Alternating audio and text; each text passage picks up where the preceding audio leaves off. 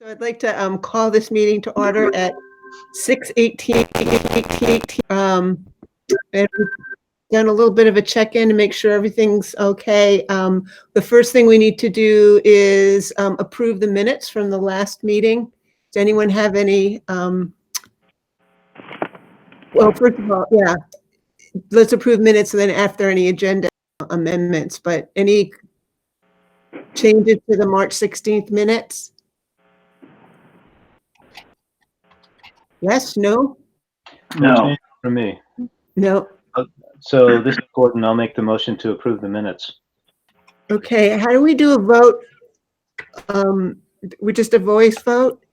Yeah. All right, all those in favor, unmute yourselves and say aye. Aye.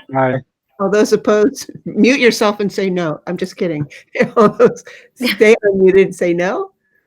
All abstained? All right. Looks like, so we probably have to note Catherine is abstaining since she's not there. Since she's not here. Oh, where is she? She's not back yet. I don't see. Yeah, she'd be back, but. Okay. Any amendments to the agenda? Oh, let's see. I better call it up. Me too. We've got a very packed one.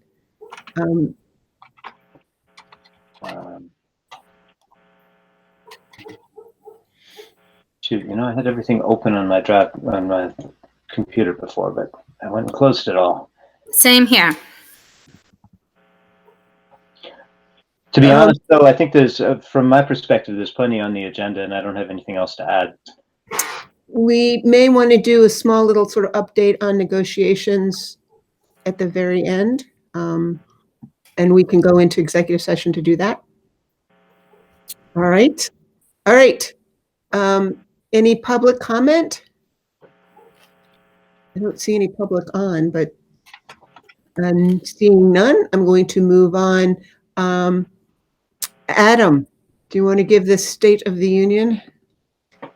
Sure. So we're transitioning from moving from what's considered by the state as a maintenance of education to a continuation of learning. And this is sort of the transition. April breaks fall at different times in Vermont, a couple of different times. So for us, it's next week. And for others, it's the week after. And the point where there's kind of been two messages. Originally, continuity of education was supposed to start the 6th, so this week. But then we were told, well, you need to submit your continuity of learning plan by the 8th. It's got to be in for the 13th when the process begins. So that's why I call this kind of a transition. For OSSU schools, our teachers were they came out of the gate, pushing learning forward. And I've talked a lot in my messaging about scaling back and taking care of yourself and not burning out, because obviously this has to go to the end of the year. Our continuity of learning plan focuses a lot on the things that I've been talking about this year. So cultivating learner agency through reflective practice. It also has those pieces of Act 77 embedded in it. So flexible pathways, proficiency-based learning, and PLPs, or personalized learning plans, which I've referred to in the plan as personalized learning processes, because we're looking at it more of a goal setting and reflection process.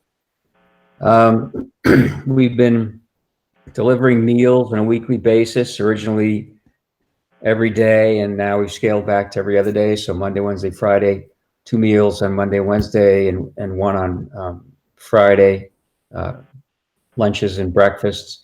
We're still running, Kaylee is running our childcare program for children of essential personnel. And we've kind of peaked at 6 or 7 kids, I think. And she and I agreed that once it drops below 4, we'll kind of pull the plug. Or if we lose personnel due to, illness or someone having to take care of someone else with the illness.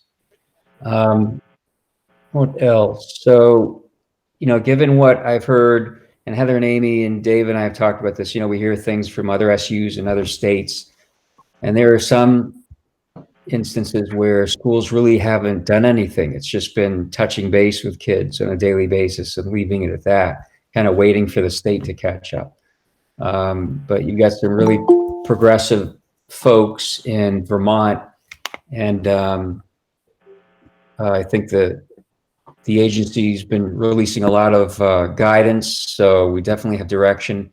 A lot of that guidance contradicts the guidance from the prior day, but we're sort of muddling through it and finding our way. So the first 2 weeks, it was like a fire hose, constant. It's still coming out. So the update today, had 4 new pieces of guidance in it around our federal funding, around special ed,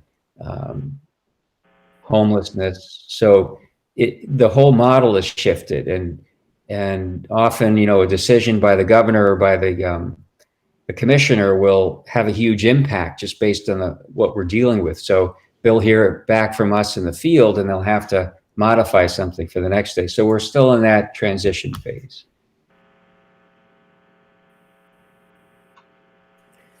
Can I ask how the meals are going in terms of, oh wait, sorry, I'm just seeing this. You actually have it all planned out. I won't ask my question. That's okay. Yeah, we're up to about 400, I think, at this point, or last I checked, which was end of last week.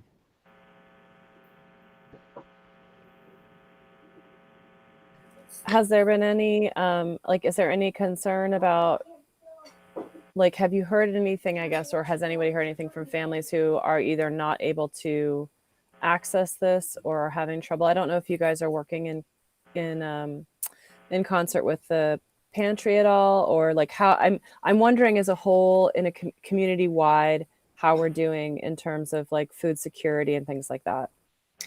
Yeah, so we the OSSU the coalition of partners met, and that's been the prime objective or concern since this all began. What can partners do to help support families? So we're brainstorming around that.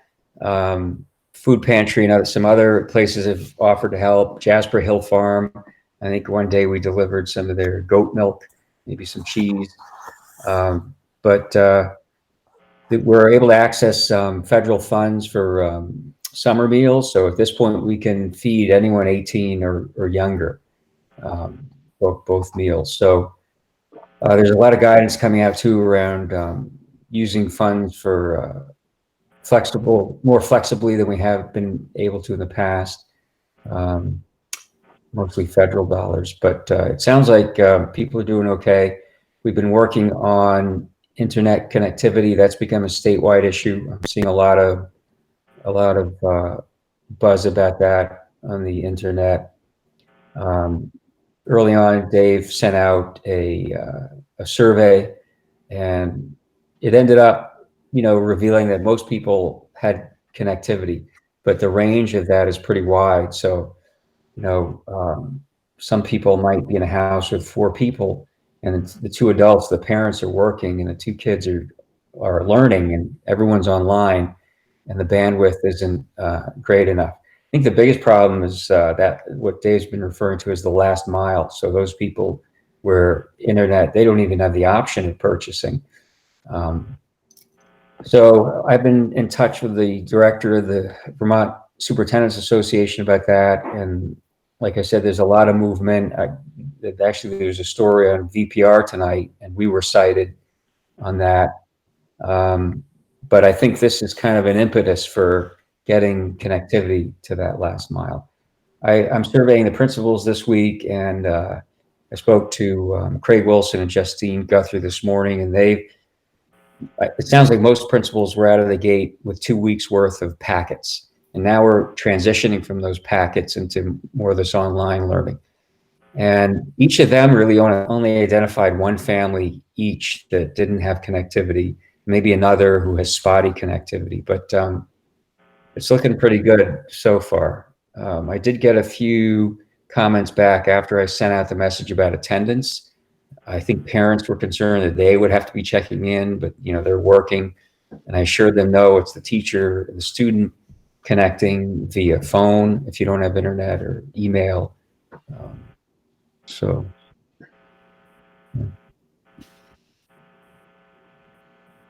So kids do have the option to call instead of having a video chat with their teacher. Yeah, so this is for, so there are two things we're concerned with. One is attendance, and it's a pretty low bar for that. The state said, you need to take attendance because we have to have 50% of our students showing up. If we don't, that means we can't count it as a school day. So attendance means make some kind of connection with a student on a daily basis. That could be an email. It could be the student. You can see the student's been active in Google Classroom or Schoology. Some kind of connection. But then the other thing we're concerned about is engagement. It's one thing to say, yeah, I'm here, and then see you later. But are kids, involved in learning? And schools are finding their ways to collect that data as well.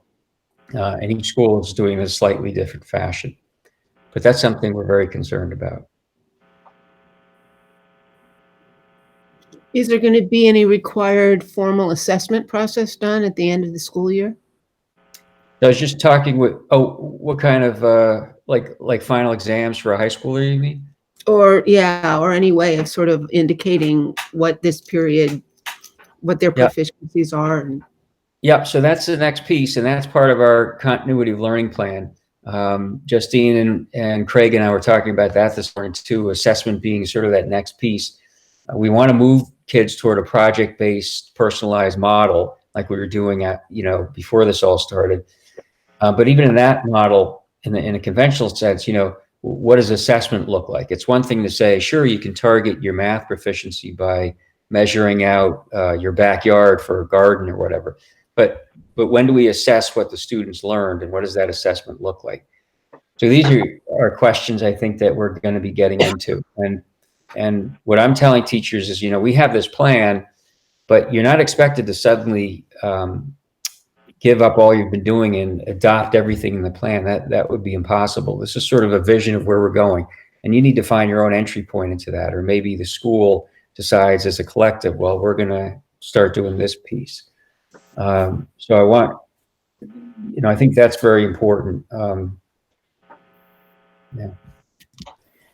Has there been any, I realize it's early April, so I know this is an early time to ask it, but has there been any conversation about, because I know that there's been rumblings or rumors or whatever about if this is a seasonal thing and we don't have a vaccination and we have to go sort of back into quarantine at some point next year, has there been any sort of long-term talk yet? Or is that it's totally fine if that's not quite where people are yet, but I'm just curious. Yeah, sure. So we've been told that we'd be getting information and guidance about the end of the year by May 8th. So by May 8th, we should have some direction from the state. And they're anticipating the peak of this, the surge being late April, early May, maybe. So there really hasn't been any talk about that. But my sense is we'll get further guidance sometime around the beginning of May, when they can sort of get a better sense of where we are. I think if you listen to was the governor on today, or was it yesterday? All the days are blending. Yeah, today's Monday. It was today. So he was talking about how they're anticipating the surge, although the social distancing is really working. And you'll hear that even on NPR, across the country. I think they're looking at the data from China, and I think the mistake some of these other countries made, according to what they were saying, is that they came out of the social distancing too early once that peak had passed, and they hit another bump where the cases started rising again. So that's a great question. And I think if anything, they're going to err on the side of caution. So I think it's totally possible that we could see more of this either at the beginning of the fall, or if things start climbing after school begins, we could be told, well, we're going to go home for a couple of weeks. But at least we will have done it. We will have had 2.5, 3 months of practice. Thank you. Yep. Great. Anything else, Adam? I just want to, really give kudos to teachers. Like I said, just, we hear stuff and I think, I see the emails go back and forth. I'm on the email lists, and just a lot of support for sharing of strategies, sharing of videos for kids to say we miss you, and it's really amazing. And same with the principals and the central office directors. Just I've never they never skipped a beat. There's never a point where they're throwing up their arms and saying, well, how do we do this? Each one has attacked it in their own way, at their own school. And really, I don't think that would have been possible unless you hadn't had these relationships, these strong school cultures already built. And we're sort of cashing in on that now, and each school is moving forward, and the directors have been amazing. Dave was talking about the number of tickets, the percentage has just increased astronomically. So we're talking about how he and his team are managing that. Heather is dealing with, guidance after guidance each day on SPED. And that's really one of the big question marks still hanging out there. Amy's dealing with, trying to set people up so that they can learn from each other. How do we take care of that pre-K2 element that I talked about earlier? Just a real cohesive collective attacking the problem head on. So, Adam, would it help if the OSSU board, sent a letter of gratitude out to the faculty and the administrators and staff? That'd be great. It just, it's there. Suddenly, everyone's job description has changed. Mm-hmm. It's a lot to deal with, and it is anxiety provoking, and people are stressed, but they're dealing. But I think that'd be a great gesture, and people would appreciate it. Yeah. So, would other people weigh in? Do you think that we should do that? Sure, I think that sounds really positive. I think just from here, it sounds, I'm hearing a lot of what Adam is saying, and just the incredible work that teachers are putting in, and the new and interesting and dynamic ways that teachers are connecting with their kids, and the level of collaboration among teachers has risen, and just a lot of really positive things. So I would be on board with that. I think that recognition goes a long way, because sometimes I think it can feel, even with all the meetings and Zoom and whatnot, that you're still in this funny bubble in your house. Right. So, can other way in? Because my proposal was going to be that let me craft something, let me send it to Rose to kind of look at, or send it around to folks to look at, and then give a thumbs up or thumbs down. Yes, no. Yeah, Amy, I think that's right. Post it on Google Docs, and we can all make suggested edits. Okay. That sounds good to me. Is it something you would send to the newspaper, or something that you'd send individually? How are you planning to do this appreciation? I would send it out to the teachers through, I would send it from the OSSU board to all of the teachers and staff, to all staff, I guess. Not just teachers, but administrators and you folks that are on this call and everybody else, just to let everyone know we're paying attention, and we know that this is really above and beyond, and we appreciate it. And what if someone leaked it to the newspaper? What if someone did? I can send it to the newspaper as well. But let's get it written and get some feedback. Yeah. I think it would be, I think that in some ways it would be really good to have a public recognition, so that, I think that, the OSUED was we were supposed to be doing this big teacher thing at all the 3 different schools. And I'm sort of struggling as to how to still show our appreciation for what they're doing, especially in this really big time where we can't go and give them pastries. Yeah. So I think that it would be great if something large came So here's the thing, because not all of our teachers would get the Hardwick Gazette, I would think we should send it to them from us as an individual email, and then we can sort of put something in the paper as well, to say this has been gone out to all teachers, but we want the community to know how much we appreciate what they're doing and how grateful we are. Because, our teachers are also parents, by the way, Rose sitting there, and that they've got other responsibilities, and we want to acknowledge that and share. Well, and the Hardwick Gazette is kind of on shaky ground anyway. So. Oh yeah, so I saw. Yeah. Oof.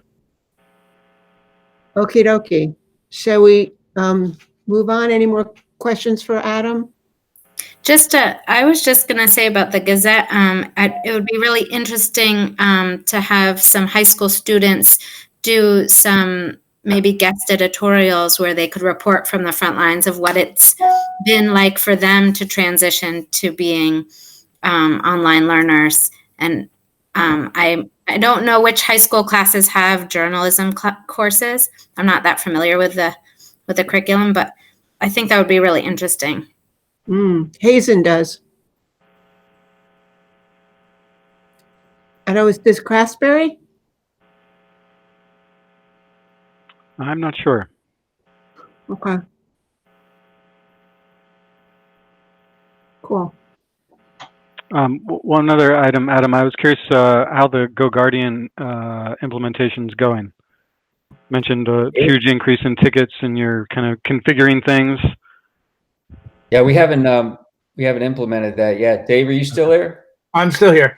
Yeah, well, we have kind of implemented it. We're using Securely and GoGuardian both right now because we're still on the trial, and I just had them extend the trial. We just got the paperwork from MLC. I got to go over that, make sure everything's all set. We'll get that along next week, and we'll be good to go. It's much better than what we had before, and it's really working good. And we're fortunate because we had devices going home. A lot of these schools didn't have devices going home, so they have no idea how to do content filtering remotely. So we were way ahead of the curve that way too. And is that where most of the tickets are coming from, Dave? No, we still get our suicide alerts and things like that, but a lot of the tickets are, how do I do this? Or I found this new device, this new software, or this new program. How do I use it? Things like that. Just teachers needing help, and it's nice that the teachers are actually putting in help too. One thing about the internet is we've helped probably half a dozen families get free internet. VTEL, Comcast, and Consolidated have all stepped up. So some people are taking advantage of that. Cool, great, thank you. If I might add, can I add something to that, Amy? Sure.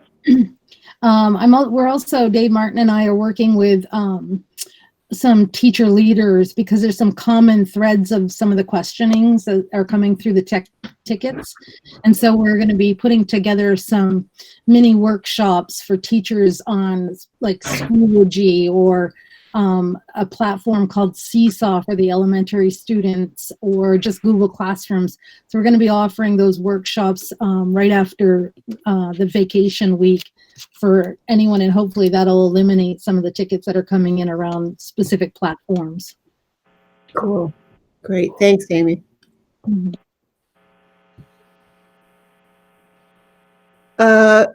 Nothing else, so we move on.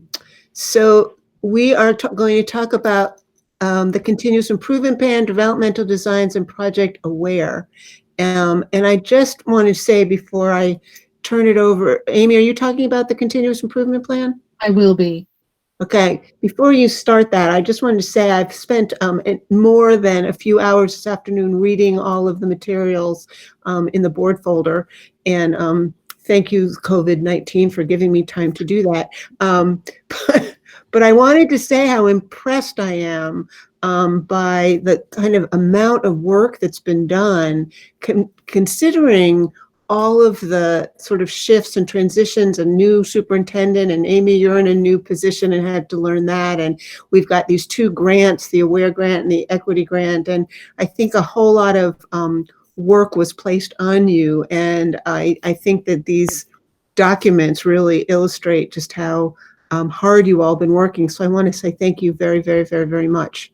So I'm going to tee you up. Amy, you wanted to go and give us something on the SIP? Sure, I'll start with the continuous improvement plan. So this is done yearly. It's a requirement by the AOE.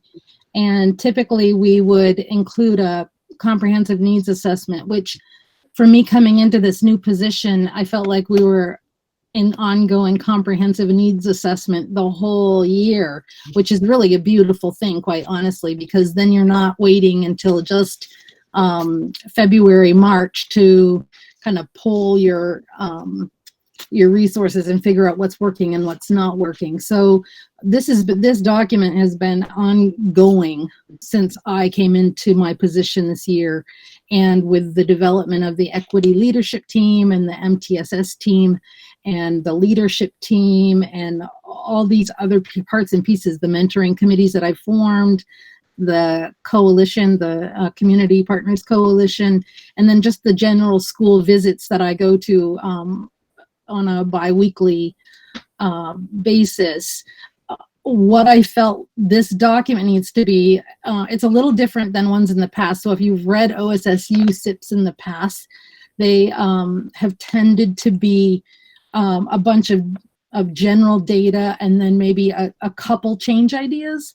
And I really I feel strongly that our continuous improvement plan needs to really reflect how everything ties together, and that it's not just a couple things that we're working on and change. We're working on lots of things, and I really feel strongly that it needs to be comprehensive and laid out in this plan. So I've tried to encompass everything that we're working on.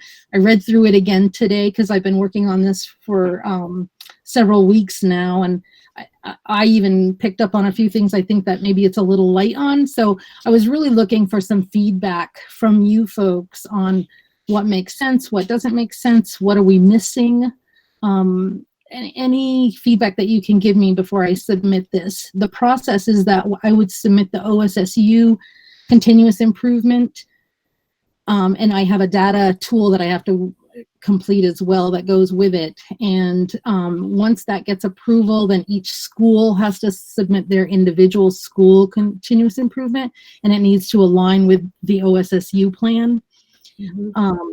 And then when all of those things are approved, then I can write investments for the next year's consolidated grant.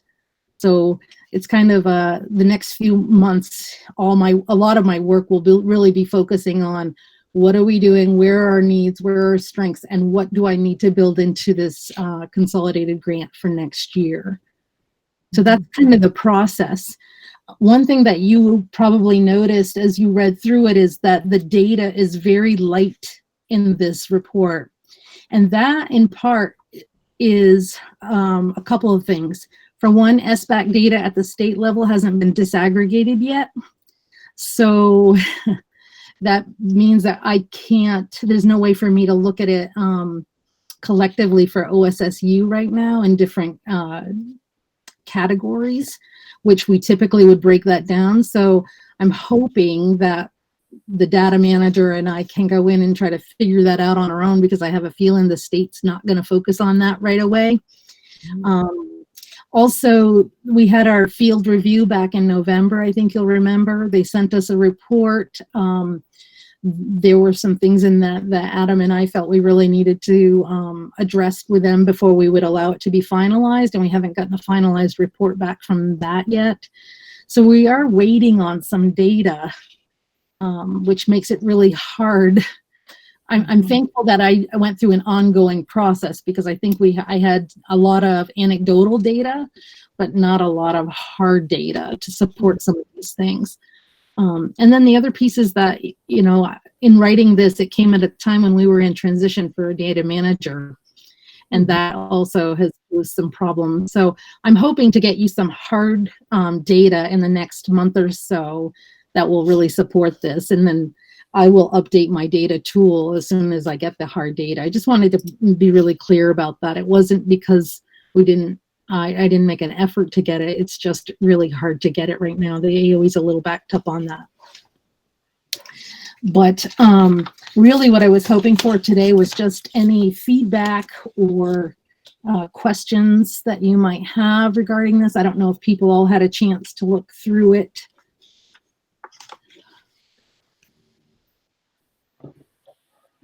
Yeah, Amy, I looked through it last night and made a few notes and comments I can share. I'd love that. I noticed increased mentoring was a big theme and some of the challenges around that. And I was just curious how much of that, mentoring, leading, training is happening, across districts, or is it, primarily within the schools? Like how much kind of inter-OSSU mentoring is happening? Because it seemed like one of the challenges was just, maybe shortage of mentors and trainees and just kind of the numbers issue. It's a little bit of both, just to be, so I've been working with the mentoring leadership team all year. This was something that we tackled I tackled last summer with them. I've known just from being an employee within the OSSU that the mentoring program's got some issues, both in the fact that we don't have a lot of mentors, and the mentees are feeling really stressed by the expectations of the mentoring program. So we're hoping to revamp the whole program, ease some of the burden on the new teachers that come to our district, really hone in on what do they really specifically need, change some of the requirements, and really get them in seeing each other's classrooms more to start building community across the district. And then we're looking at Keene State offers a mentoring support for, in particular, new teachers. And I'm looking into seeing if that's a viable option. It's fairly inexpensive, and it would give new teachers at the end of their first year of teaching a chance to have sort of a reflective practice for a week and look at where their strengths were, where their areas of growth need to be, and help them develop their professional growth plan for the following school year. So that's something that a new teacher to our district brought up, and we're doing some research on that. So we're really looking at changing the whole format of it so that we can lessen some of the burden on mentors, lessen some of the burden on the mentees, and make it really more meaningful to them so that they want to engage in it. And does much mentoring happen between schools right now? Do you know? Typically, you would have a mentor at every school location that would mentor the new teachers in that building. Okay. But part of the requirement is that they would have they have to do classroom observations. And one thing that I've set up this year is it doesn't even matter if you're a new teacher or not, but the expectation is that I want people to be getting into classrooms across the district. So I've set up multiple classroom visits, and that's a key component of this, is really starting to build relationships across the SU, not just within the school that you work. Great.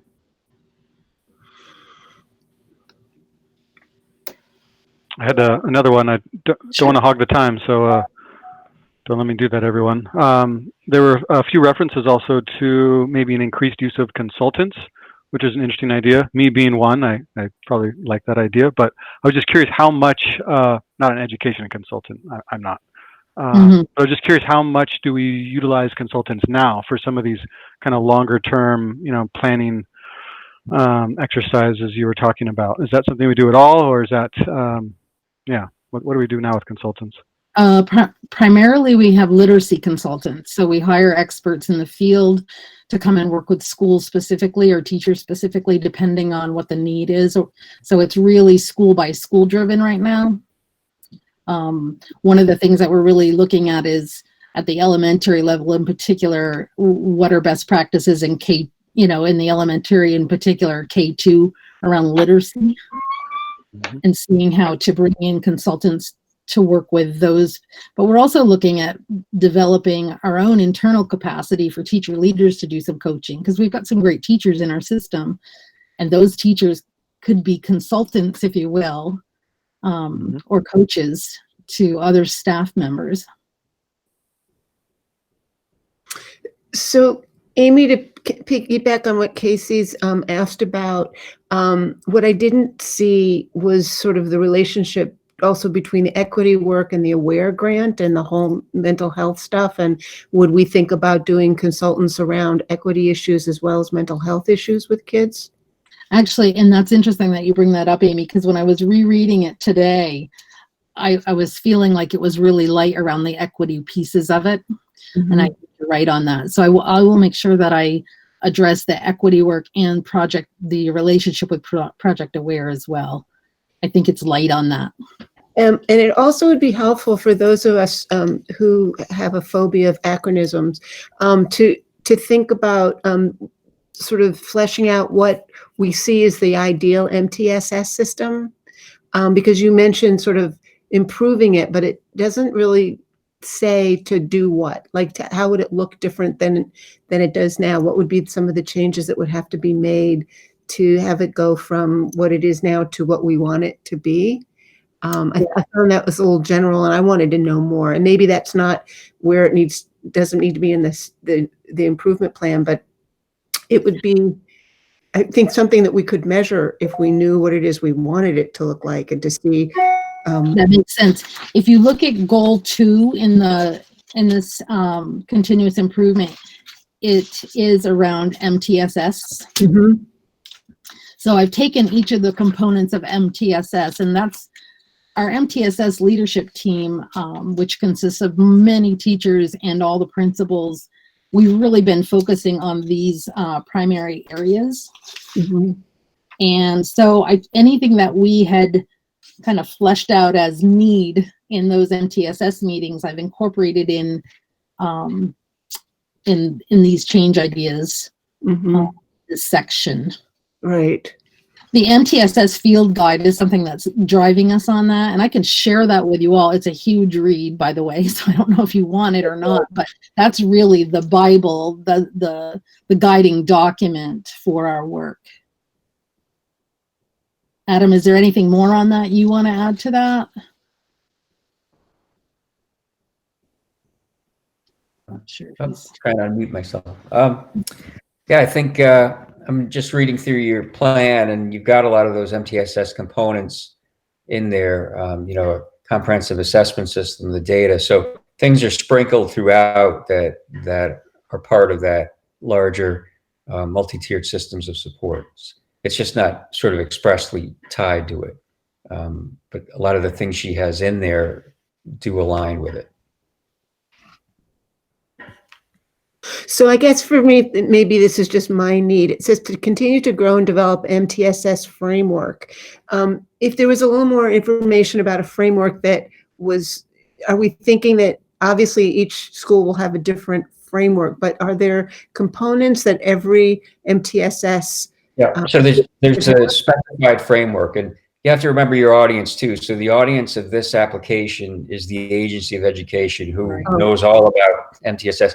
But that doesn't mean we can't, do another night where Amy comes in and talks about the MTSS framework. And it is a framework, which is great because it's not a program where the state says every school has to do it this way. Instead, it's sort of a structure or a skeleton upon which you're free to build, a system that suits your culture. So the MTSS framework realized in Hazen could look very different from it realized at Craftsbury, given the culture and different needs. But I would say that under goal 2, there are 5 change ideas that are in red, and those 5 are the OSSU non-negotiables. In other words, all schools must develop a systematic and comprehensive approach, must have effective collaboration, must have high quality instruction and intervention, which are 5 key components under the MTSS framework. And so what we are doing is we're outlining how OSSU is going to put that, but each school is going to have their individual, what they're specifically working on in their SIPs under each of those same 5 categories. Okay, thank you.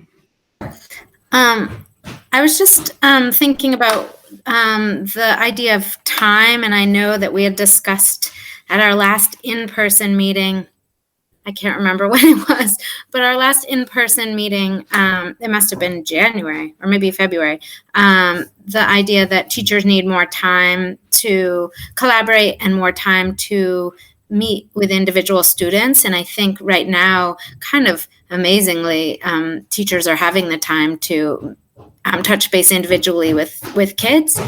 And I saw that in your goal 4, time was listed as one of the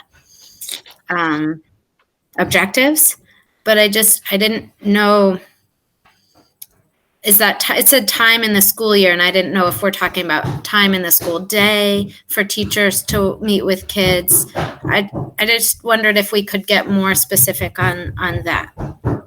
That's a great point, Rose.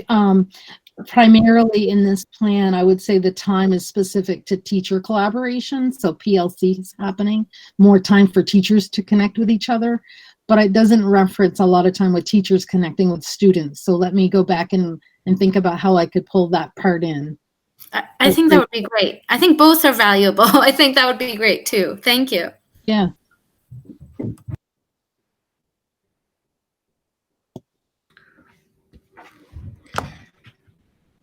Any other comments? If not, Yeah, I think I had one or two more, Casey, here. Okay. I noticed there were no funding sources listed. That's a tricky one. Do you tend to think that these items can be funded from, like our conventional, how we fund, most of the school programs, or are you thinking these are, primarily funded by grants? And then second part to that, maybe if sources are hard to come by, maybe putting dollar amounts, next to some of these just to get, just to kind of start estimating, like what does this cost to, fund this activity? Good noticing. Yeah, typically many things in this document will be funded by the grants. So it is the bulk of, but not in its entirety. There will be things that will be funded by Project Aware. There'll be things that will be funded at the local level, because it can't all come from the grant for sure. So I think it was just getting things outlined and figuring out what our priorities were. And then the next piece would be, how are we going to fund it? So that will be a piece that I put in here. When we put it in for the AOE, we really just have to list it very generically. Like, I can, under any one goal, I could list 3 or 4 funding sources that we're considering for paying for anything that might be needed in here. And then the partner document to this is the CFP, the Consolidated Funds Program application. And in it, Amy will be doing a lot of work where she specifies how much an investment costs, not just the full cost, but if it's personnel, for example, she'll have to put whatever stipend or salary, and then in a totally separate area, the benefits, breaking it all out. And that informs IV, our financial software, so we can keep track of it all. But that's where all the details for the specific amounts go. Gotcha. Great. Last question I had was, this was, I think, under parent engagement. Athletics can be a great gateway. Especially talking about, cross-cutting groups in the community. It's just something that brings together a diverse group. So great point. Yeah, athletics. I was looking at the parent involvement goal number 3, and I'm wondering, is there a title like goal 3? It just doesn't have, like, the other one says school or culture, and the other one says academic. What is goal 3's? Parent community partner engagement. Parent community partner engagement. Okay. Thanks. Yeah.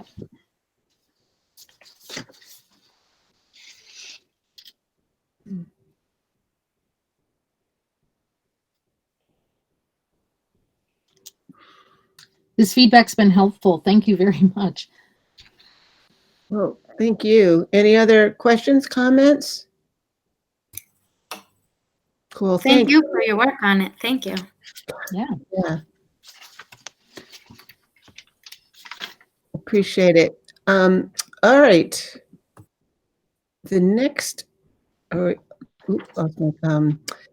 developmental design. Adam, who's talking about that? Guess that would be me again. Oh, okay. Well, there you Sorry. are. And I give you Amy Massey again. Yeah. So you'll see, I think I put this in the previous month's folder as well. But this document that's in here really outlines, there are links to all the different levels, but I wanted you to just kind of get a sense of generally what developmental designs is, and then at elementary, middle, and high school, how they can support our PBIS, our universal instruction around both academics and climate and social emotional learning. So in general, when we met with developmental designs, they were one of two partnerships that were presenting regarding how they could support us. It was, if you look at the second part of this document, you'll see some of the notes that administrators took regarding how it connects. So what we had done as administrators is kind of said, what do we want in an SEL program? How will it support us SU-wide? And really try to listen carefully for how it supported some of our bigger ticket ideas. And they just really see, they're research based. They ticked all the boxes in terms of what they can offer us to support us around social emotional learning and academic and culture building within a school system at all levels. They work in conjunction with PBIS, which many of our schools are. They have a data collection protocol and progress monitoring piece. They have pieces that focus on goal setting and then just the varying levels of support. So it really seems like a comprehensive program. And our hope would be that we could get everybody trained at once, which is a big ask. But that would have the greatest impact on our school years if everyone could get the training that they need in the following school year so that we could just move forward. And we're also looking for the capability to have train the trainer model so that we could sustain this with any new hires after the following year. So I've got some work to do to figure out how to make that all happen, because as you can imagine, having a company come in or a program come in and deliver professional development to 300 staff all at once on the same day is a big ask. But we're getting closer and closer in figuring out how to make that happen. So do people have specific questions pertaining to developmental designs or why we chose this?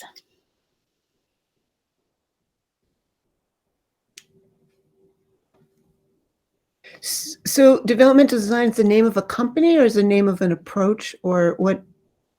It's the name of an approach. I don't know if it's a program. Adam, would you say it's a program? I'd say probably approach. An approach, yeah.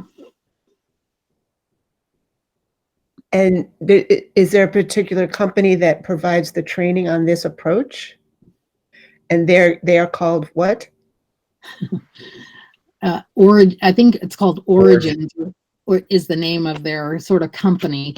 They came to light, a person who once was a responsive classroom trainer kind of went out on their own and did some research and really, I think, created a really dynamic and an evolving business around this. They really they update their information on a regular basis. And so I think as times are changing, their approaches, their strategies that they're employing with staff are changing as well. And I think that's what really impressed us the most. Yeah, responsive classroom was sort of the original But our assessment was they kind of remained a little static. Still a really good program, and a lot of our elementary school teachers have been trained in it, some a while back. So part of this model we've been talking about, when would a refresher be expected? Maybe every 3 years, people go through a refresher workshop. And what's the And cost? do- Oh, sorry. Go ahead, Rose.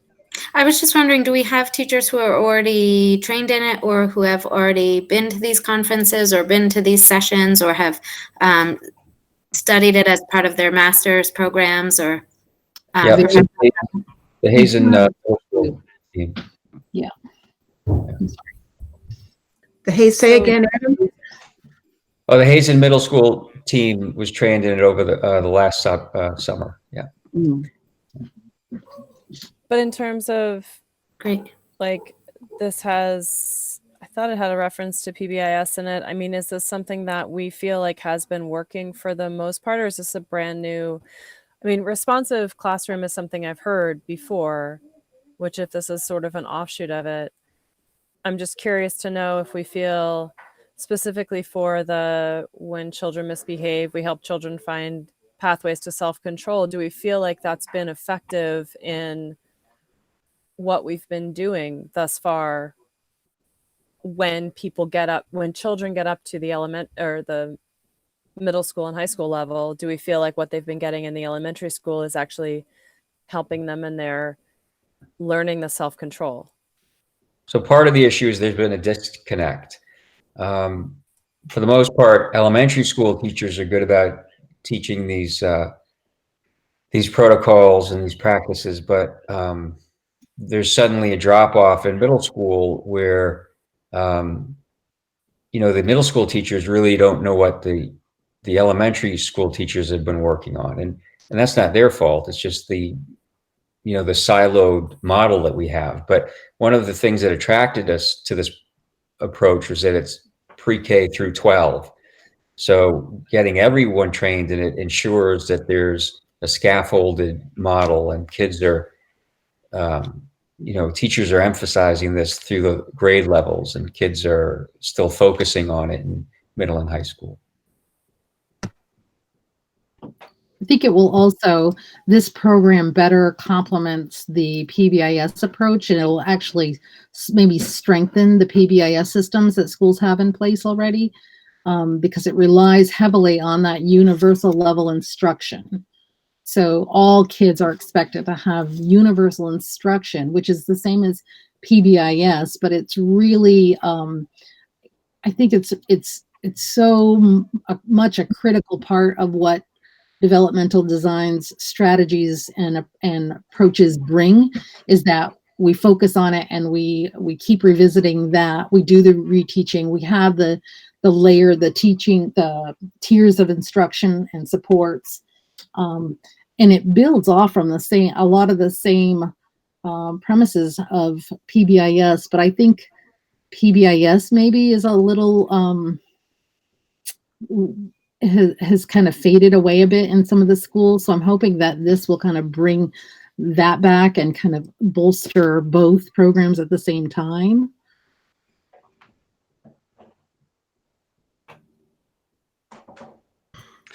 Amy, Steve Freihofner here. Yeah. I'm looking at the first page on the high school column, and the last paragraph under the highlighted promoting proactive social and emotional agency, there is the word antidote. I guess I'm not quite sure what that word means in the context of that paragraph. Can you explain that? I'm not sure that I can, Steve. I would also encourage you maybe to, at the top where it says high school, to click on the link there, and that would actually bring us right into the high school developmental designs approach. All right, I'll do that. I don't know if that'll answer your question. I'm sorry, I don't know. I'll be learning this right along with everyone. This is not an approach that I'm from, like, that I've engaged in prior either.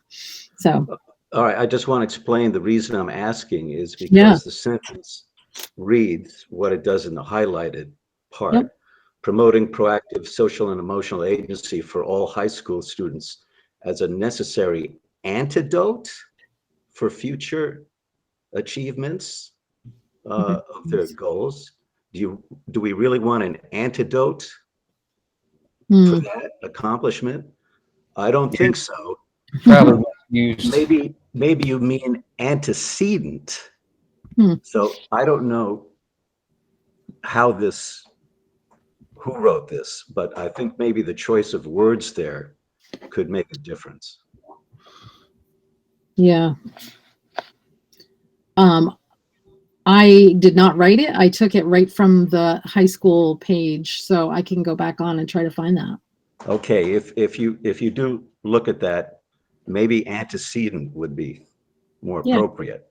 Yeah, Would that make more sense there, you think? I think it could. I think somebody had COVID on the brain. And that's their antidote. There's been a lot of things on the brain lately. Even it's very likely that I could have made a mistake. We all need an antidote, so maybe it was that.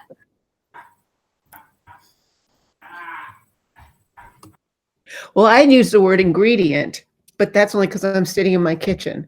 Mhm.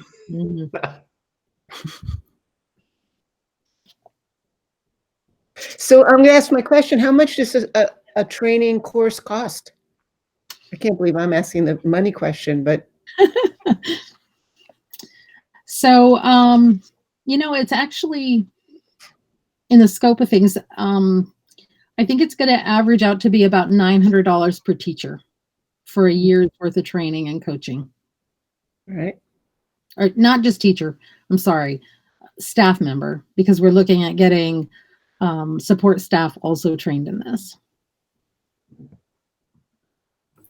That means using all 4 of our in-service days in addition to coaching outside of those days.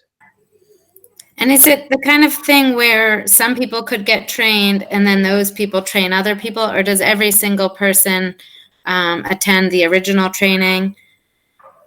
Everybody gets training, the same training at different levels. So elementary, middle, and high school, everybody gets that training.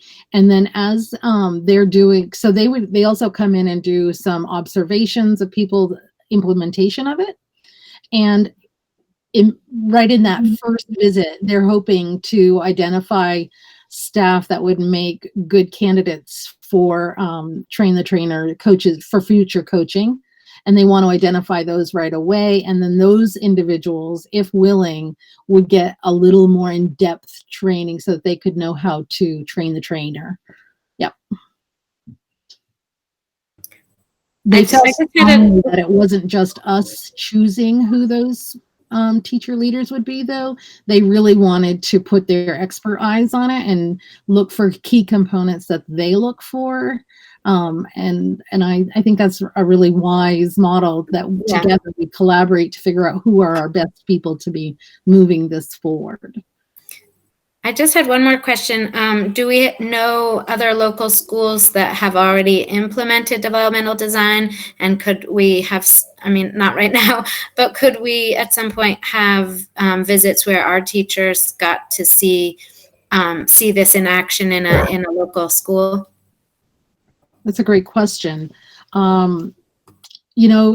I think Justine Guthrie, the principal at Lakeview, really is a huge advocate of this. And I think the school that she was at, which is Berry City, I forget where she was, was using this approach as well. So I think we could easily, I think that's a great idea, by the way, to tap into schools that are using it. And I would happily set up visits so that we could also see teachers at other schools implementing the same thing. So I think that's a great. Help bring this to Rutland so we can go down there as well.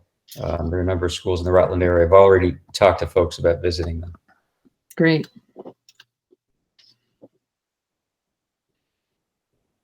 So you're just informing us. We don't have any control over this, do we? Correct. I'm just informing you. You don't Great. need to make any decisions. All right. Cool. Thank you. Mhm. Any other questions, comments? Thanks, Amy. Appreciate it. And Heather's next up. Heather, you still with us? I am. I've been here the whole time, just listening and waiting. So just before I start, I'm actually going to share my presentation screen with you all so that you could have access to what I am talking about.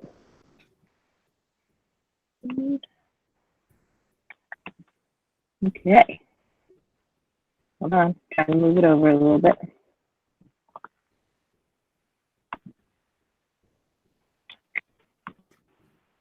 Okay, can folks see the Vermont Project Aware page? Yep. Great. So first of all, I just want to say thanks for inviting me to share about the Project Aware grant. Keep in mind, this is a partnership between Vermont Agency of Education Services and the Department of Mental Health. So this is not a grant that OSSU actively sought. This was a grant that was sought on our behalf. So, what AWARE? AWARE stands for Advancing Wellness and Resilience in Education. And the anecdotal story to this is that in about it was April or May of 2018, my colleague at Memorial County Mental Health called me and said, hey, you know, we work really well together. We both have similar goals and, you know, hopes and wishes for our families and our communities and our students. And, you know, would you be willing to partner on a grant with us? And I was like, yeah, well, of course, why wouldn't I? And she said, well, it's not really us. It's really the Agency of Education and the Department of Mental Health. Didn't really know a lot about it in 2018, but quickly learned and was contacted by the AOE at that time, and they said, okay, we want to do this. We want to apply for this grant to the Substance Abuse and Mental Health Services Administration at the federal level. And, you know, it would be a 5-year grant for $8.2 million.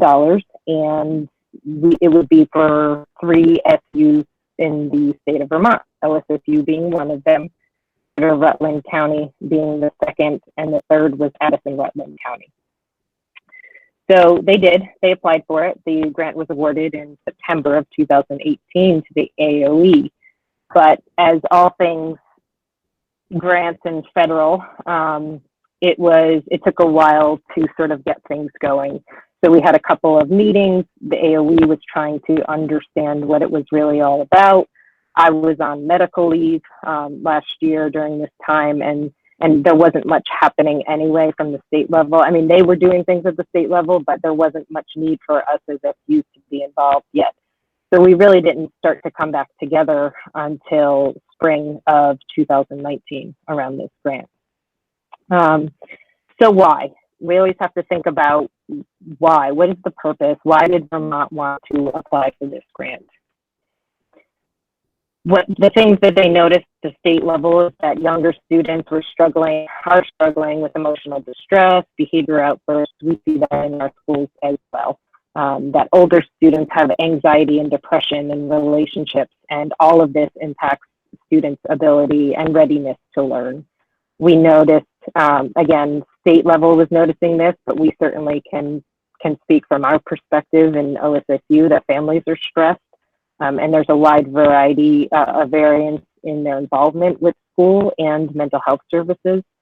We know that teachers are managing so many student needs, and right now with COVID-19, obviously it's just ballooned exponentially. And so in the classroom, and just so many initiatives and so many different things being thrown at teachers, and so many are really feeling this initiative and empathy fatigue. And finally, Vermont decided to apply for this grant because they had those partnerships between supervisory unions and mental health agencies already, and those leaders were really working together and interested in making a greater impact and using our resources more efficiently. So how are we going to get there? What is the process for Project Aware? The critical to the success of Project Aware is this interconnected system framework and MTSS, multi-tiered system of support. So if you look at the triangle that has the school districts at the pinnacle of it, and that's a typical MTSS system where the largest part is the universal supports and services in at the universal level, which we say in education, in academic support, that's where, you know, general classroom instruction is happening. And that's for everybody. But there's typically around 15 to 20% of the kids that may not be able to access the instruction as it is provided universally. So maybe 15 to 20% of those kids need a more targeted support, small group work, something like that. And this is, again, in a multi-tiered system of support. And then 3 to 5% of those kids may, or 3 to 5% of those students may not still be able to access with those targeted supports, and they need really high intensity, high frequency, intensive supports at that tier 3 level. What the integrated system, interconnected systems framework tries to do is flip that triangle upside down with mental health services, so that the highest needs kids are getting actually more mental health supports than they were before. And at the universal level, we're still maintaining some of those universal supports that we have, but just to make it a more robust, efficient and effective system, like I said, sort of flipping that triangle upside down. So the goal here really is to blend our resources across agencies, mental health agencies and schools, blend our training, our systems, our data collection, our practices, and, you know, in order to improve the outcomes for our children and the youth in our care. What does this look like for Project Aware in Vermont? In OSSU. So in February of 2019, when we finally started to come back together, they had said, you know, we got the grant, but you need to pick a pilot school. Your pilot school has to be a PBIS school already, because PBIS is an essential tenet of the interconnected system framework. We were told we had to submit our first year budget and proposal in April of 2019. So we pulled together a group of stakeholders that we said, okay, we have this grant opportunity. We don't know a lot about it, but we'd like to pull you all together hard with our pilot school. How can we use these funds? How can we think creatively and do something different? And we based our proposal and our budget on that. So the following activities are really what came out of our proposal. One of the requirements for being awarded the grant is that we had to hire a grant coordinator. So in September of 2019, when the AOE finally said, yep, your grant is approved, you have the money, we could go ahead and we hired Grant Mikesell as our grant coordinator. He's got a master's degree in mental health and a master's degree in education. So in my opinion, it was a perfect fit to say somebody that understands education, but also has that mental health background and can really help us bridge that gap. The other sort of have to with this grant is that we have to contract with our designated agency, which is Lamoille County Mental Health, and hire a Project Aware clinician, because the funding and how we can use the funding has been so tricky, and because of Department of Mental Health funding stream, it's been really complicated to hire that role. Mental health clinicians currently very well, and it's a lot of trying to navigate that piece and trying to figure out, making sure we have the right person for this position. So that process is still ongoing. We did decide to put the project coordinator at the pilot school to start building connections with the Hardwick staff and the students. That person has also been, Grant has also been building relationships with the Project Aware core team, as well as all the school staff and teachers, and offering supports and services. He has also been participating in the local interagency networking team meetings, which are Lamoille Valley network meetings, which is again a community of partners that work together to look at housing for individuals in Lamoille Valley, food insecurity, the great overall system of care, mental health issues, school issues, and to sort of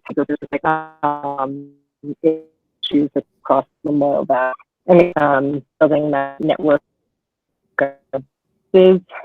And one of the other things, and this is where the questions start coming, is like, well, what is the current, what is the baseline data? Like, how do we know where we are currently? And that's one of the tasks that the coordinator is tasked with figuring out, is how do we start collecting that baseline data? And we do have partners at the state.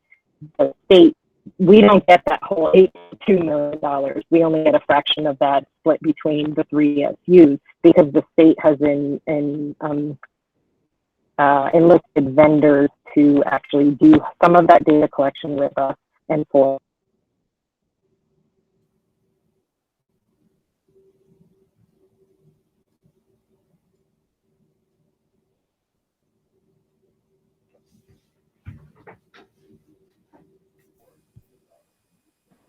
Heather, Heather, have we lost you?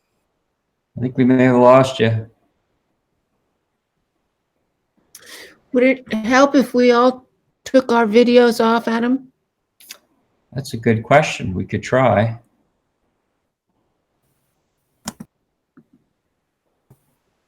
Can you hear me now? Yeah. Can you hear me now? Okay. Yes. Yeah, much better. Sorry about that. It was my earphones, I think, died, and so it mutes my speaker when that happens. All right, so let's see if I can get back into the presentation. Okay, so don't know where the state held their statewide kickoff event not until January 14th of 2020. So you can already see we're almost 2 years into this project, and we're not really technically, in year one yet. Right? We really haven't sort of engaged in the activities that we need to. So the 14th of January was the statewide kickoff event, which 14 of our partners and our staff from OSSU attended. And then on January 30th, we created the OSSU rollout event, and that is a picture of the rollout event held in Stowe. We had about 25 folks attend, and that was the creation of what is called our district community leadership team.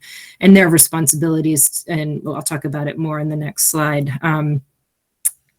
their team, the purpose of the district community leadership team is really to help us oversee the process and provide a community voice for decision making. So there's two teams on how the work will get done. The district community leadership team, they will meet monthly. We're just having our second sort of come together meeting this Friday.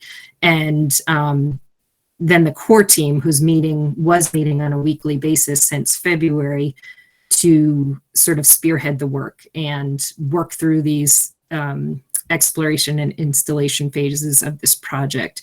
There is a 400-page manuscript, not manuscript, it's called a monograph, that really outlines these different phases and the work that needs to get done. So we don't need or want to have 25 people trying to dig into that. We feel like it's our responsibility as a core team to dig into that and then ask the district community leadership team for help in the things that we need to get done. So who are the core team members? It's myself as the Director of Student Services. We have Katina Idle, who worked for County Mental Health as the school-based coordinator. We have Alexis Izzo, who's our coordinator of behavior services at the SU. We have Grant Mikesell, who's our LEA community coordinator for Project Aware. We have Kim Asom. She's the regional director for NFI, but she also is a PBIS. She works for Vermont PBIS, so she brings the PBI perspective, but she also helps to bring the trauma-informed perspective. And then, of course, we have Pat Pennick, who's our principal at Hardwick, which is our pilot school. So that's sort of the direction that we're moving in right before the school closures. The core team was really excited to start moving into the installation phase, which means doing the initiative inventory and the staff utilization review. And these are, again, tools that are provided to us by Midwest PBIS and sort of help drive this work. Now that schools are closed, it's going to make it more challenging, but it doesn't mean the work is going to go away. We're committed. We've met 2 times now since school closures, and we've said, like, this work has to continue. And now, probably more than ever, it's really critical that we figure out how to do things differently, because we really need to make sure that we're meeting the needs. And I think things are only going to get more difficult for kids and families as we have to stay more isolated. And the team agrees. So what are we hoping is the result of all of this? These are the goals as written by the Agency of Education to promote ongoing collaboration at the state and local level regarding best practices. And again, it's about increasing awareness of mental health issues, enhancing wellness and resiliency skills for school-aged youth, and support system improvements for school-based mental health services. I think, quite honestly, Department of Mental Health is thinking, if we could use this grant opportunity and the creativity and the collaboration of these 3 SUs to think like differently on how we could provide better services, more efficient resources, then maybe it could actually push policy level change at the state level. And again, really, I think we're sort of hindered a lot by the mental health funding system. So they're hoping that we can change that. How else do we see it? We see it as an opportunity. Like, this is a chance for us to test out some new approaches, the way in which we work together across these agencies to address mental health issues in our schools and in our communities. So the final thought I'll leave you with is these are the bigger picture questions. So, does it benefit students and families when they intentionally embed school-based mental health, intentionally embed mental health into the school system using a structured and a teaming approach? When they receive training and coaching on child mental health topics like suicide prevention, trauma responsive schools, et cetera? Does it benefit students, families, and schools when they include youth and family voice in the planning, implementation of mental health school activities? And does it benefit when they have access to screening, brief intervention, and referral and crisis support? So these are the questions that we're looking to basically answer with this grant. And again, it's not just OSSU. We're being guided by the State Agency of Education and the Vermont Department of Health. And so I think that was a little longer than 10 minutes, and I apologize. Hope you could hear it okay.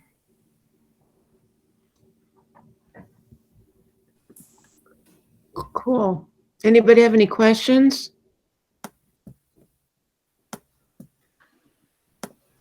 Gordon, I think I sort of answered your question around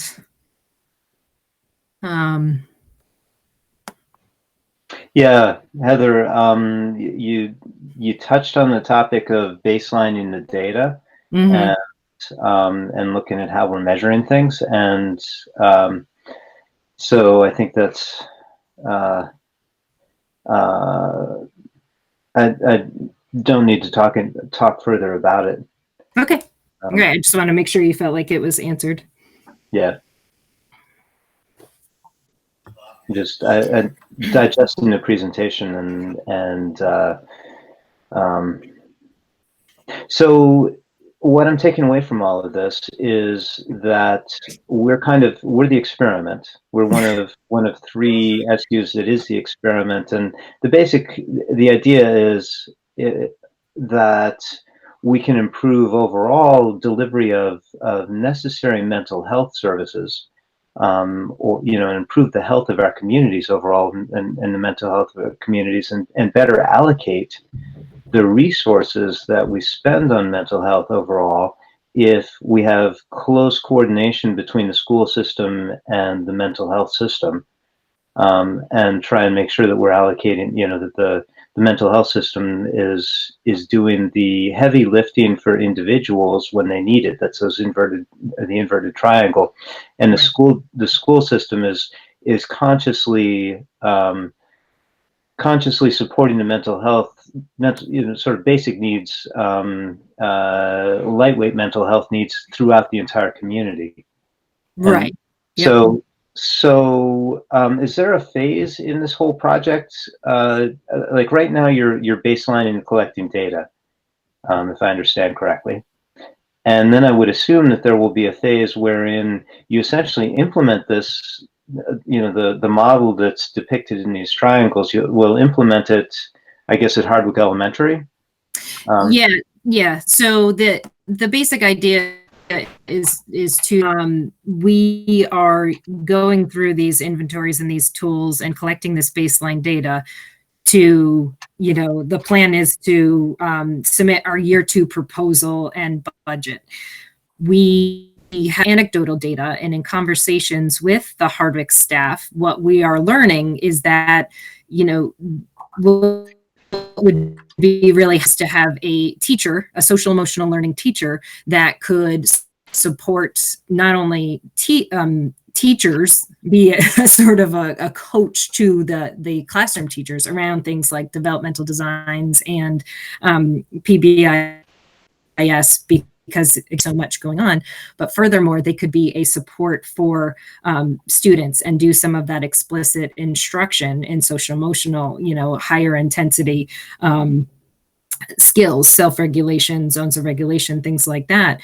But also a larger partnership with the school-based mental health clinician, right? Because we have a school-based mental health clinician, but because of their funding model, they're only, they can only see so many kids, and they have to make sure they see that number of kids for X number of hours a week in order to bill Medicaid or draw down those Medicaid funds, which makes it really affordable for schools. Under this project, we're thinking about how can we redesign that school-based clinician, because, to have them see more kids or be more helpful, like you said, like really be able to target those kids that we really need to, which, is more than typically schools can actually pay for. So yeah, I think that's a perfect, and so that's one of the things, like we're, as a core team, we're moving ahead and hoping that and guessing that the implementation, the tools, the initiative inventory, and the staff utilization review are going to prove what we've sort of gleaned anecdotally. But with the timing of it, the budget's not due until May, and you know what? We want to move forward, and I think this is our opportunity to again try some things out that Hardwick says, I think this could work. The other piece is that we are supposed to be expanding to an additional school each year.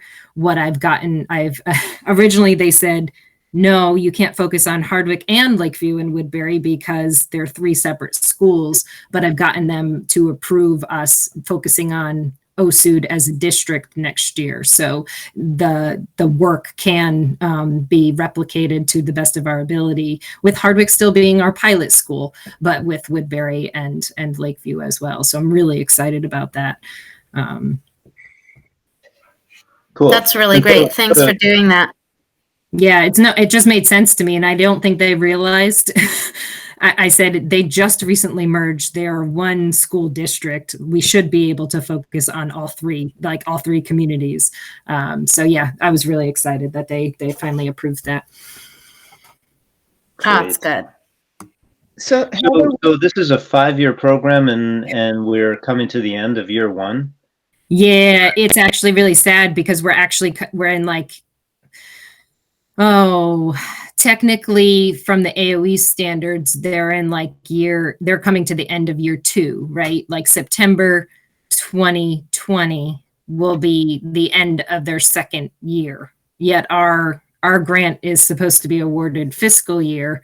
So we have our year one at 1920, and then our year two will be 2021. So again, we don't really know how it's going to shake out as far as will we get back those first 2 years. We had requested the rollover funds from the first year because the original design team really had hoped to build a like a family, sort of like a satellite mental health clinic in our community so that we could really support kids and families here. I think, you know, OSSU is very unique, and I think I've said this before, and stop me if I'm going into too much detail, but because we're in 4 different counties, you know, Lamoille County Mental Health covers us for our children's services. So as long as they're in school, they can get services through Lamoille County Mental Health. Yet if you have a parent or an older sibling who is, you know, out of school, then they typically have to go to the mental health agency that they, in the county where they live. So you could have a kid being served through Lamoille County Mental Health, but a parent and an older sibling being served through Northeast Kingdom Human Services, which makes it really tricky for things like family therapy. So those are the kinds of barriers and obstacles that we're trying to mitigate through this grant. Heather, is there a plan to eventually introduce it into all the schools in the SU? Yeah, maybe it's me and my rose-colored lenses, but I don't see this just for like Hardwick, OSSU, and, you know, 1 or 2 other schools if we can get that far in the grant. I see this as us being able to test some things out and try some things and present some models that could be used across Lamoille Valley.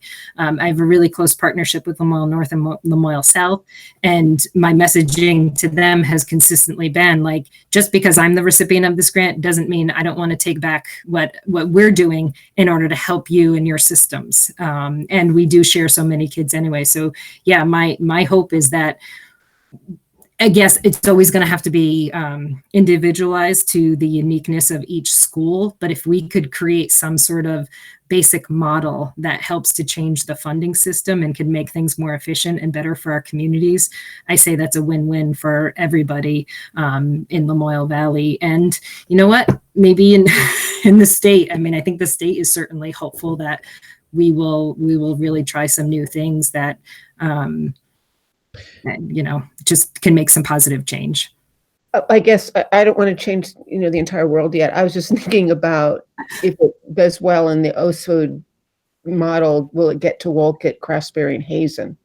Yeah, I mean, if it doesn't technically under the Project Aware, my hope would be that I could have that information. And the other piece to this is that the district community leadership team is intentionally made up of stakeholders from across the SU. So I didn't want to just have Hardwick staff on the district leadership community team. I have staff from Hazen and Craftsbury and Wolcott and Woodbury and Lakeview as well. Great, thank you. Yeah, no problem. Heather, Yep. This is Catherine. I was wondering, I'm sure that there has been conversation about just the mental health aspect of what's currently happening. And I'm curious to know if that fits into the Project Aware or if it doesn't have really the flexibility to deal with sort of when we come back from this, sort of the potential fallout. I mean, I'm imagining that teachers, depending on when we come back to school, that there's sort of like this understanding that there will have to be some kind of like acknowledgement of what happened and processing of it. And but I don't know if that applies to this, or if this is like so totally separate, or if it can be worked into it. It absolutely applies. And honestly, even before we get back right now, I mean, what the state level folks are continually checking in with us about is, and to be honest, I just had a meeting on Friday with one of the state level folks about it, and her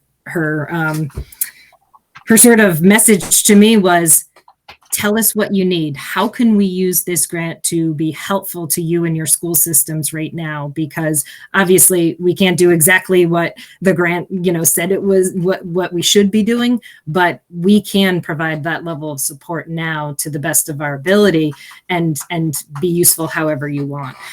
So I think they're chomping at the bit to reach out, and I mean I think that support needs to be there now. And to that effect, our grant coordinator is reaching out to Pat and the teachers at Hardwick just to say, hey, you know what, this is really hard. Like, this is an adjustment. What can I do to help you? And being a mental health clinician himself, it's a perfect opportunity and a perfect use of his time, quite honestly, to provide that level of support. So yeah, I think I don't see that changing when we go back to school. I think we can start it now and continue it then. Great. Thank you, Heather. You bet. All right. Are there any other questions for Heather? Hearing none. Thank you, Heather. Oh, no problem. Thank you for giving me the time to share. All right. David Martin, you're up. I need approval to do our tech lease. Normally, this is money that's already been budgeted in all the schools. It's for Chromebooks, replacement things like servers. Normally, I don't come to you guys until May and do this, but with all the disruption in production overseas, we might not be able to get what we want for devices. So I'm trying to do the lease now, put it out for bid. Some of these things might not come until six months from now, so I just don't know. We did take what was left out of the tech budgets. We didn't totally drain it, but we took some of the money that was left in there and we bought replacement Chromebooks because the kids taking them home, some of them are breaking quicker than I'd like. So we bought another 75 Chromebooks for spares, which will go back into the fleet. One thing about this lease, it's a little more than it was last year, but we're replacing our servers. Some of our servers are running 2008, 2012. We're going to make everything virtual, which will be much better for us. We're going to have a network. Gordon, you might know what I'm talking about. We're going to make a network address storage. We already have this for cameras, but we're going to put our servers on a network address storage box called a NAS box and have two servers that actually are hosts that control the NAS box, and you can put as many virtual servers on there as you'd like. So the total for the lease is $201,000 and $201,000. Like I said, the money's in the budget, but I just need board approval to move forward with it. So that's what I'm looking to get tonight. Okay. Any questions, comments? It's a 3-year lease. Everything goes out for RFP, including the Chromebooks. And then once we get the lowest bidder back, that's usually who we buy from. Okay. Rose, did you have a comment? Yeah, I was just wondering, is there not a freeze on that part of the budget right now? Not that I'm aware of. This is for next year. It's next year's budget. Oh, so it's looking at next year's budget, but you order it now so that you can have the lease, and also you're looking at the actual equipment. Correct. A lot of the times, Got it. We can't wait till July 1 to make purchases. So what we do is we try to do the lease ahead of time. If I wait till July 1 and I do all my orders and everything on July 1, I won't get things here in time to get configured before August. Oh, that makes sense. Yeah. Okay. Anybody else?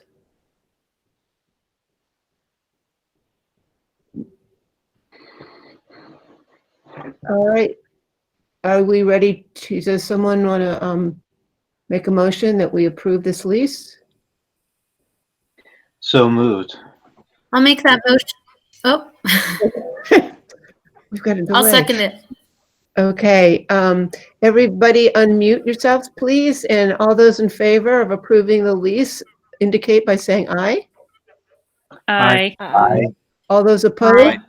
Oh, all those opposed say nay. Abstentions? Perfect. All right. It's approved. Thanks, David. Thank you, everybody. All right. The next order of business is this consent agenda. You guys need me on anymore? Can I bail. No, you can go away. Thank Okay. you. Thank you. Everybody have a great night. You You too. too. Thanks for your time. Cheers. Thank Bye. you. The approve the monthly financial narrative with budget adjustments and then approve the vouchers. Everyone take a look at so Adam, is it the fact that we're 200 and some odd $1,000 like overspent? Where is that from? Let me look at the document there. Is that OSSU March FY20? Yes. Yeah. So where are you looking? Right. Looks like you've spent 103% Right. of budgeted expenses. And that might be because there's certain revenue that hasn't come in yet. Right. But our projected revenue is 8 million. This is so tiny. I need to make it bigger. 8,977,000, and we've spent. Oh, hold on. Where was I looking? It looks like we've received 77% of our revenue. Oh, okay. 23 outstanding. But we spent 103% of our expenses. Right. We're 3% over. Yeah. And I'd have to ask John what the cause of that is. Unless he's got it in his notes. For some reason, I can't load anything but page 1. Can you see his notes that he puts at the end of that? Yeah.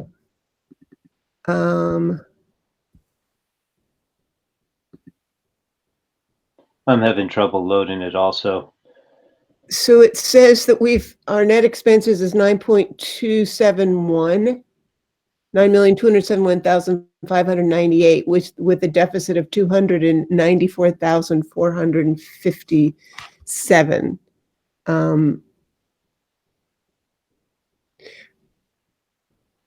So I'm looking at his notes. He says, purchase services are billed post-consumption of the services, so this will always lag in receiving of revenue, but will catch up by the end of the fiscal year.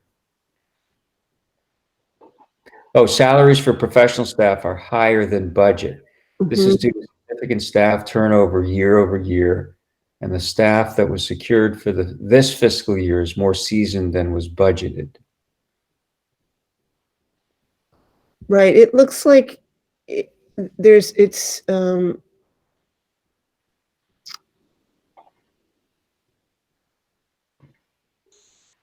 is the green the variances we're over? So it's communications, travel reimbursement, some tuition independent private schools, supplies, technology related software.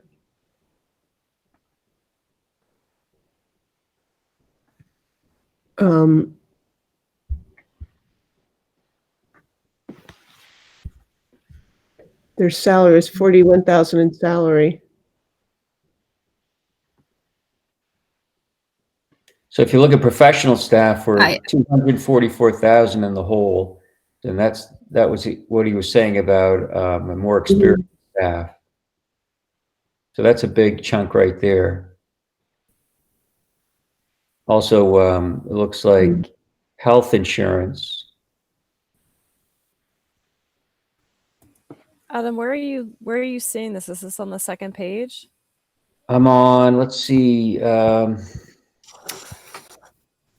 2, 3, 4, 5. 5 is where I can see the salaries. The list of notes is on page 8 for Yeah. the expense notes.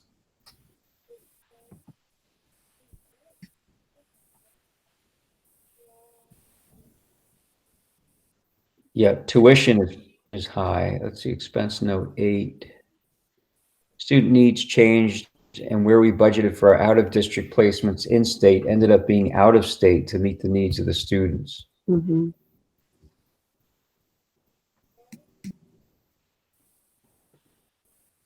Oh, this is, we budgeted nothing and we've spent 311,000. Is that what we're looking at? It looks like, look at the next line as well, right? Because we saved 108,000 on in-state, but we're spending 300,000 on out-of-state. Right. Can I also speak to, I can speak to some of those costs.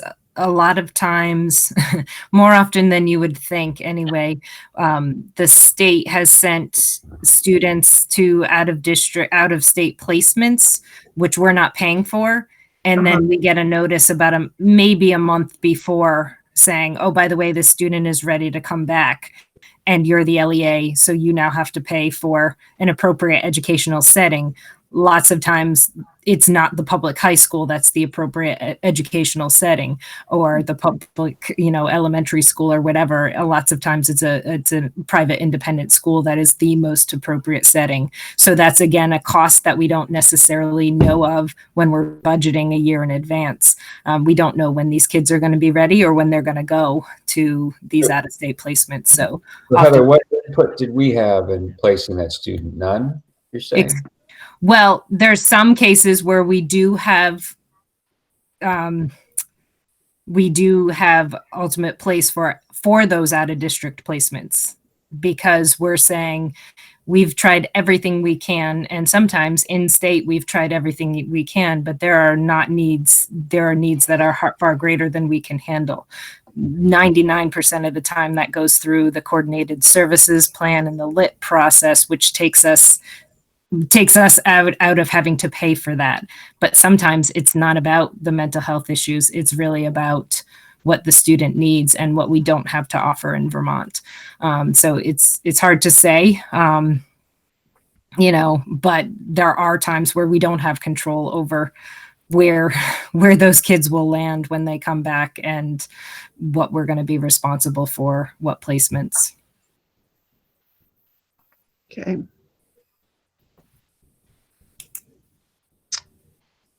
Okay, are there any other questions about that? Not specifically on any one line item, but in years past, if my memory serves, by this time we're starting to see, John would be providing some kind of projection as to where we might land at the end of the year, and so seeing us almost $300,000 over on our expenses. And looking at note number 2, that a lot of the expenses haven't hit the books yet. Mm-hmm.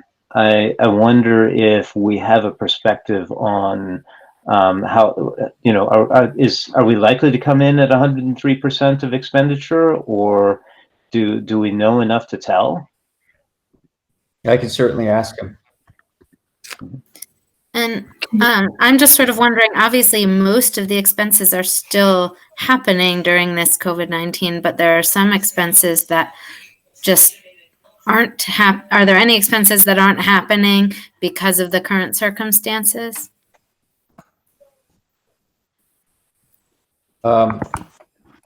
Potentially, there could be, but we're unsure at this point. We're keeping track of additional expenses.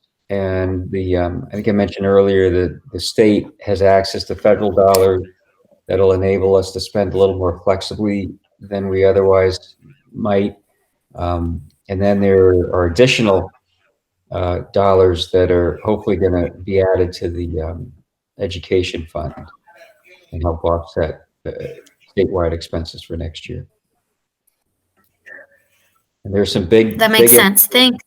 Sure. Yeah, there's some big implications for the economic impact of this whole thing for next budgeting season.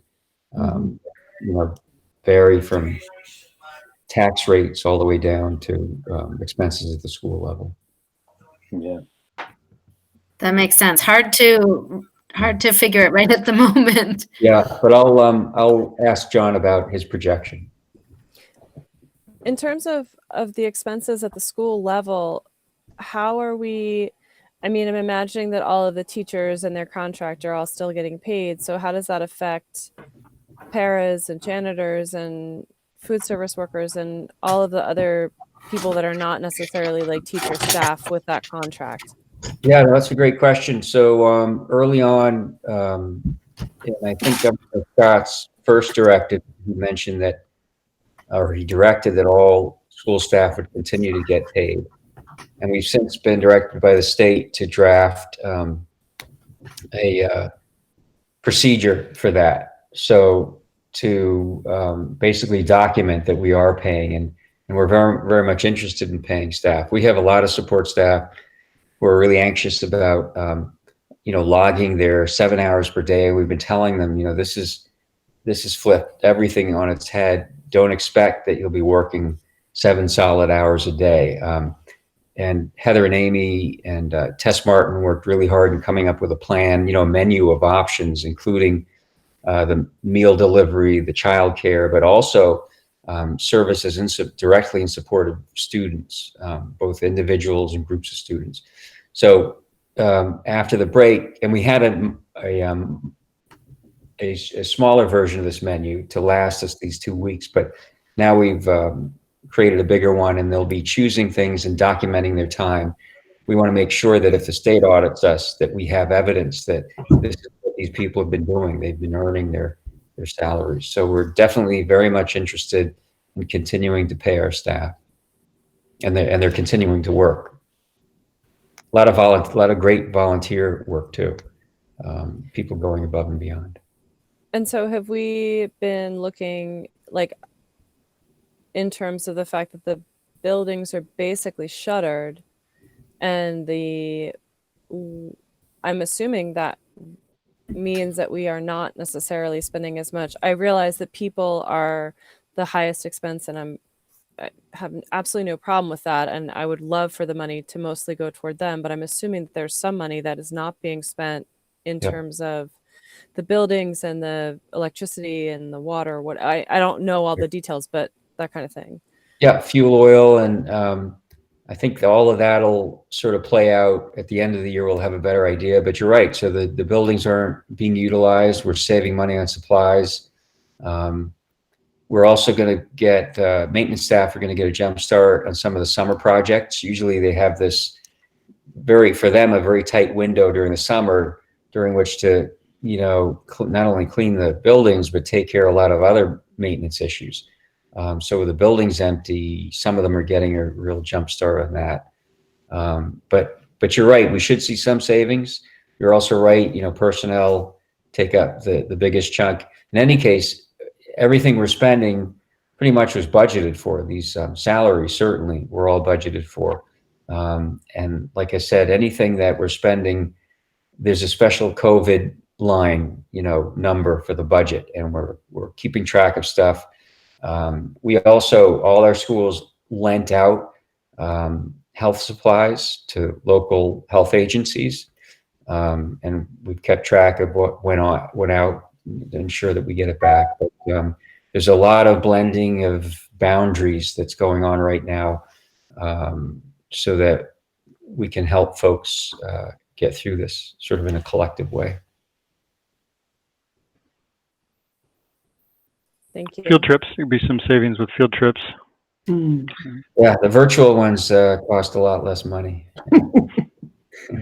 How about vacation? Are vacations happening? Like, yeah, people taking paid time off? And yep. So so April break will occur. Definitely tell folks that people really deserve it. Obviously, both staff and students. And then we're treating other time off. We have these FLT days, so they're flexible leave time, and we're still using them according to the way the CBA has designed them. So someone might put in for a sick day, but it's the same procedure. They fill out the same form or contact the same person. And then vacation primarily applies to people like at central office who aren't part of that teaching calendar. So, next week, everyone who teaches will get the time off. That's their vacation.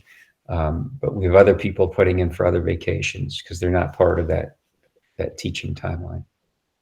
And that's pretty much, as it's always been. So nothing's really changed there.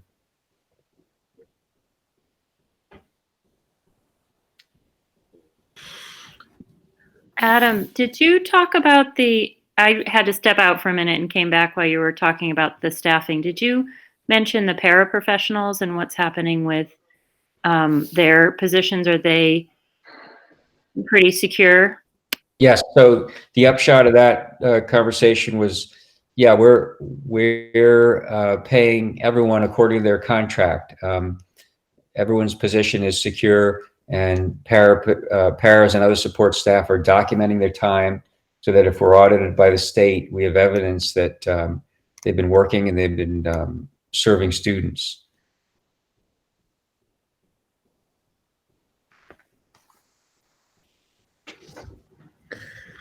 So any other questions? We all got a email from John about how we're supposed to handle the warrants, correct? Yeah, there's a voucher folder in your let's see, it's right next to your April 6, 2020. It says vouchers. So if everyone would take a look at that and then just send an email to Sonia, right? Is that how it's working, Adam? I believe so. Yeah, so if you just send an email to Sonia Darling saying that you have looked at the warrants and that you approve them. We don't have to, do we have to download the signature page and send that to her? Is that just Casey? No, yeah, you'll sign them later on. After all this is over, we'll have a big signature party or something. Okay. There'll be a lot of signing. So Casey, you're doing the signing, correct? I'm reviewing and then just giving an approved via email. Okay. All right. Thank you. So if everyone would, do that within the next few days of just going in, looking at the vouchers, just saying that you've looked at them and approved them, that would be really helpful. Is it everybody or is Sure. it just the officers? Well, actually, that's the good question, Adam. Does it just need to be me and Rose and Casey? I thought he said.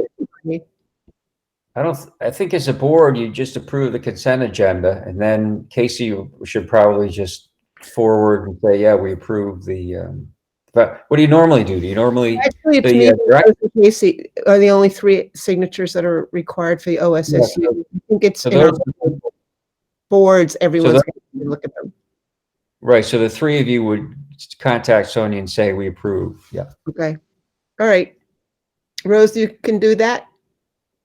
Sorry, it looked from John's email like the clerk would review and send us an email that the clerk had reviewed them all. That was my reading of John's email, but I might have misunderstood it. Ah, okay. So it says, let's see, shoot. The clerk will do their normal review and via email will approve the batch. This will release the payment to the district treasurer who will approve via email. Once the clerk has reviewed and approved, we will need the other officers to approve as well via email. Okay, so you and I need to approve. After the clerk has approved first, it looks like. Right. Yeah, just the officers can approve them on a monthly basis in the same manner, just emailing Heather Massey and CC Brittany Curie and John Smith. Sounds good. Okay.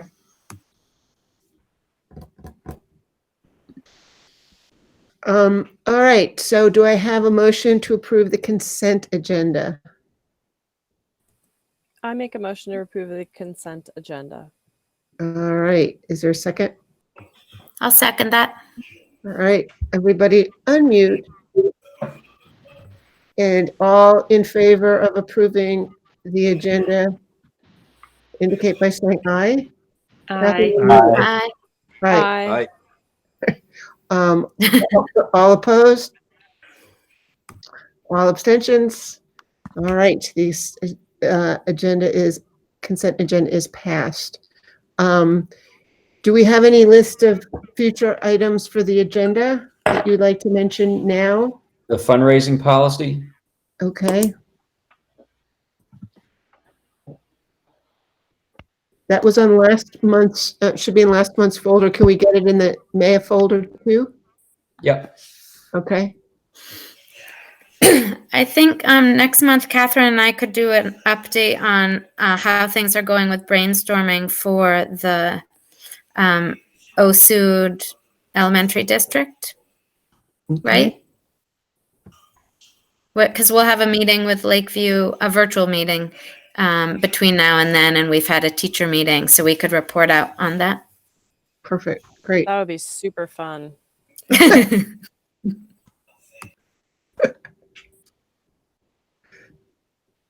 Anything else?